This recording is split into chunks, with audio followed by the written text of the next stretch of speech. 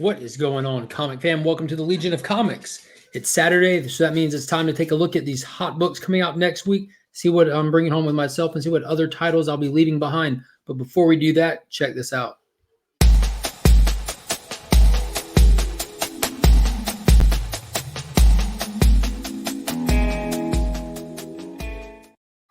So before we get started, go ahead, hit that thumbs up, subscribe to the channel if you haven't already, ring that notification bell. You don't want to miss whenever future video drops, as well as go check out the link in the description for my secondary Instagram account.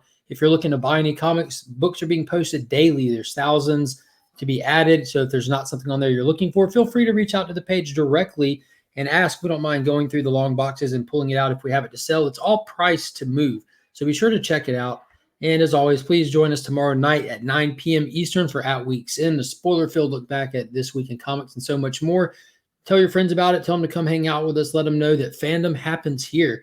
We have a really good time and enjoy talking with everybody in the chat. So let's get right into it. It's a good week of comics. It looks like it's slightly smaller than the past couple, which I'm okay with. I do have a little bit of catching up and some other stuff outside of the monthly pools or weekly pools that I'm trying to get caught up reading as well. So right out the gate, we have Detective Comics number 1037. So the saga of Mr. Worth continues. Admittedly, I'm one issue behind. I still didn't get a chance to read that last issue. I'm hoping to do that tonight at the time of recording this. But there is a special double backup story in this one, a story called 3 Minutes, an exclusive. So those backup stories have been hit or miss with me, and I have enjoyed the Hunter stuff. So I am looking forward to it, see what they're going to do with it. I've enjoyed this Mr. Worth introduction and this Gotham old money stuff they have going on. It was really cool seeing the slight mention of it in Batman 109 as well. So getting a little bit of bleed over. Next, also hailing from the Batman DC Comics books, there's so many. We have The Joker number 4 by James Tynion IV. This has been fantastic. This is about to just hit the roof too. We have Jim Gordon side by side with the Clown Prince of Crime himself for an epic battle against all these bad guys that are converging on Joker at the same time to try to take him out. So this is hopefully going to be a nonstop wild issue. Highly recommend this series. Next up, we have Rorschach number 9 from Tom King. Oh no, we'll go check on it. We'll go check on it. Then we have Rorschach number 9 from Tom King and Jorge Fornes. So that last issue was a big, the big curveball issue. So hopefully we'll be getting some answers to it in this, because as Tom King does with his Maxi series, he keeps you guessing, keeps throwing questions, and then he just starts just slamming you with answers and putting it together. And that last one was a huge kind of twist issue. So I'm hoping for a major reveal in this one, kind of keeping with the format and everything of what he does.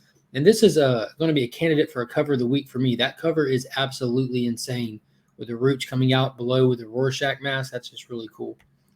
Then probably arguably my favorite Batman title that's coming out right now is Batman the Detective from Tom Taylor. So this is number 3 of 6. I'm excited to see where this goes. We do have that whole terrorist cell led by that girl killing all the survivors that Batman has saved over the years. And I'm ready to see what her motives are, why she's doing it, and what's going on with her. And then from Marvel Comics, pumped for issue 3 of Spider Shadow. We saw him fully embrace the symbiote and just go ham. We saw Doc Ock try to put together his own Sinister Six and let Kraven put together a battle strategy to take out the Spider. And then we saw Eddie Brock stab Dr. Octopus literally in the back. So we're going to be getting Eddie Brock's introduction to this, and I'm wondering how he's going to play and if he's going to last at all. But this has been really fun. Chip Zdarsky is knocking this out of the park. The interiors aren't exactly like my favorite, but it works well and it's good enough for sure. Next up from Image Comics, we have Geiger number 3 by none other than Jeff Johns and the Dream Team. We got Gary Franks on the art. So this has been really good. This is a good, solid 2 issues. Absolutely fun. We have the story starting to roll out. Unfortunately, though, it does look like we're going to be following some kids. We got some kids escaping from Las Vegas with the Boot, which is like the MacGuffin, as people put it, and they run into Geiger. It looks like they're going to be under his protection, I guess. They're fighting some giant mutated insects and stuff. Sounds goofy, but they're going to be chased down, I'm sure, so the gangs of Las Vegas can get the Boot back from them. And I'm ready to see Geiger get into action, really. I'm looking forward to that a lot. Next up, we have Iron Man from Chris Cantwell. And I know I keep saying it, and I'm still going to say it. Picking it up for now, considering dropping it sometime soon. But I really want to see where it goes, man. I'm still waiting on this Korvac story to play out. I'm 2 issues behind on this, not for lack of time, but just because I've been waiting. Each issue is kind of slower pace, so I don't know. I'll figure out if I'm going to stay on that eventually. But so far, the covers have been amazing. I jumped on at issue 1. I don't really want to drop it yet. Then we have Future State Gotham from Joshua Williamson with Red Hood. So there was a lot that went on in that first issue. It was awesome that it was in black and white. It really played for the art very well.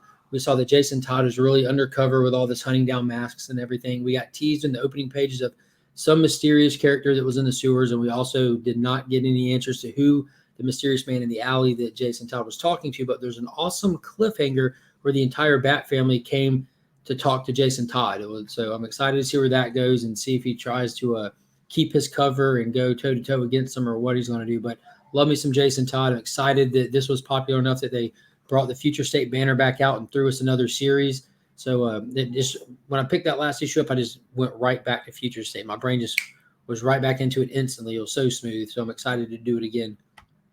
Next up, definitely going to be a candidate for my pick of the week, is Justice League Last Ride #2 by Chip Zdarsky. So we found out that Lobo has killed the New Gods. We found out that they're going to be out to get him, and it's up to the fractured Justice League to keep him alive. So we're going to see how they plan to do that. And they said they want to go back to the scene of the crime, which is Apocalypse. So this should get good really fast. So here we go. And then finally, the last book in my pickup list for this week is going to be Mighty Morphin #8. At this point, I'm just trudging through Power Rangers. The story is just completely lackluster. They started to build something cool with this new Green Ranger, and they kind of went a goofy direction with it. So I'm ready to get past it and on to the next big thing. But this cover is fantastic. We'll see where it goes. Both series, I've just been underwhelmed with them in the last few issues. So that's all I have guaranteed on my pickup list for this week. It's a lot smaller than normal, which I'm happy about. There are a lot of other good titles. Let's take a peek at a few of them real fast. So we have the next Amazing Spider-Man 68. X-Men #21 is coming. Excalibur #21. Wonder Woman #773. We have Oblivion Song #31, as well as Urban Legends #4, which or Strange Academy. Wait, wrong one. I'm so sorry. Here it is. Oblivion Song #31 and Urban Legends #4, which I dropped Urban Legends, but I continue to read the Jason Todd story in the front, which was a little weird last issue. I hope it fixes this one. Then we have Die #17, as well as Strange Academy #11. Then we have Children of the Atom #4, TMNT 117. Then we got Star Wars War of the Bounty Hunters tie-in Bounty Hunters, which is issue #13. And then Heroes Reborn #something with knockoff Wonder Woman on the cover. So I don't know what Marvel's got going on with that. It's so weird. Then we have Far Sector. This is the final issue of Far Sector, I believe. It's issue #12, as well as Proctor Valley Road #4. And then we have for Pride Month, we have DC Pride issue #1 that'll be spotlighting and showcasing some of the characters for Pride Month. And then we have from Image Comics, Carmen #4, Heroes Reborn, Nightwing, and Squadron Savage.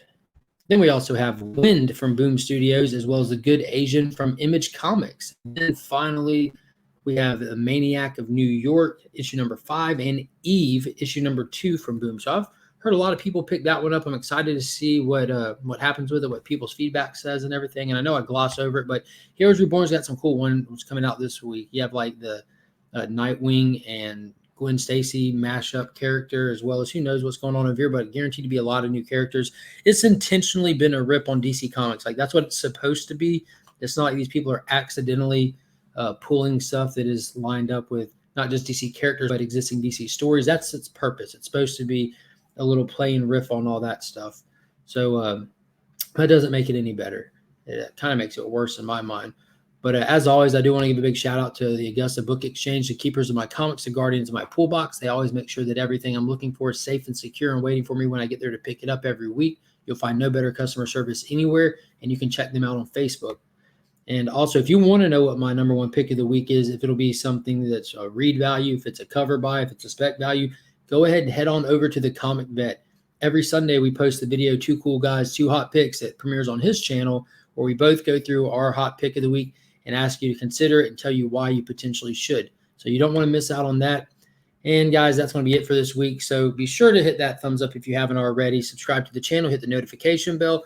Join us every Sunday night at 9 p.m. for At Week's End, where the Cosmic Campfire, the Comic Vet, and myself do the spoiler-filled breakdown.